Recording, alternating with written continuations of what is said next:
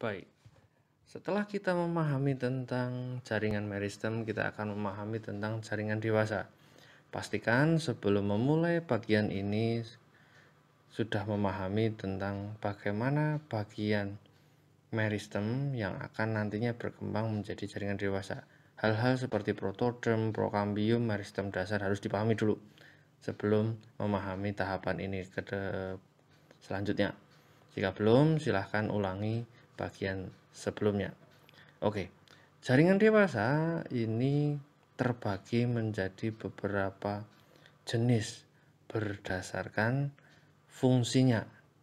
Yang berfungsi sebagai penutup adalah epidermis atau pelindung. Kemudian sebagai pengisi pekerja di dalam isi dari pelindung tadi adalah parenkim.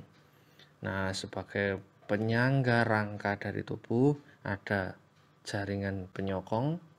Kemudian untuk mengangkut suplai baik itu air, makanan atau zat-zat yang lain diangkut oleh jaringan pengangkut. Kemudian ada jaringan tambahan berupa jaringan sekretori yang nantinya akan mensekretkan atau mengeluarkan zat-zat tertentu. Selanjutnya dari jenis jaringan dewasa adalah jaringan penyokong, di mana dia berfungsi sebagai mirip seperti urat otot tulangnya pada manusia. Jadi untuk menyokong, melindungi dari dalam supaya tetap tegak. Oke. Ciri-cirinya adalah sel-sel memiliki dinding sekunder yang tebal. Jadi posisinya adalah dinding selnya itu double. Ada yang primer, ada yang sekunder, dan sekundernya tebal. Kemudian dinding selnya mengandung lignin, bersifat kenyal, berarti tidak lembek, lebih stiff. Kemudian tidak mengandung protoplas karena mayoritas sel-selnya mati.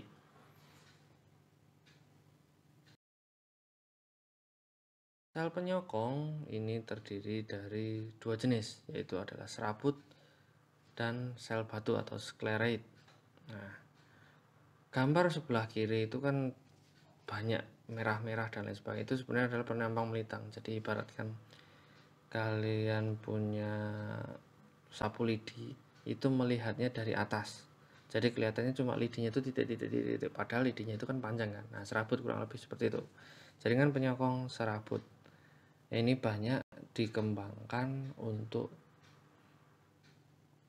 kehidupan manusia. Contoh, misal tikar dulu menggunakan pandan, menggunakan mendong dan lain sebagainya. Kemudian beberapa akhir ini banyak yang memanfaatkan eceng gondok, yaitu jaringan penyokong serabut dari tumbuhan eceng gondok. Kemudian yang paling bernilai yang terakhir saya lihat adalah serabut jaringan penyokong dari daun nanas. Ini dipintal kemudian digunakan sebagai fashion.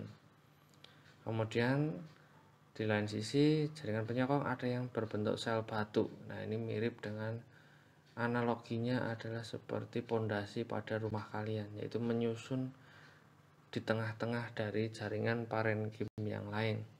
Nah, ini banyak ditemukan biasanya di buah-buah yang rasanya renyah. Contoh pear, kurang lebih seperti itu.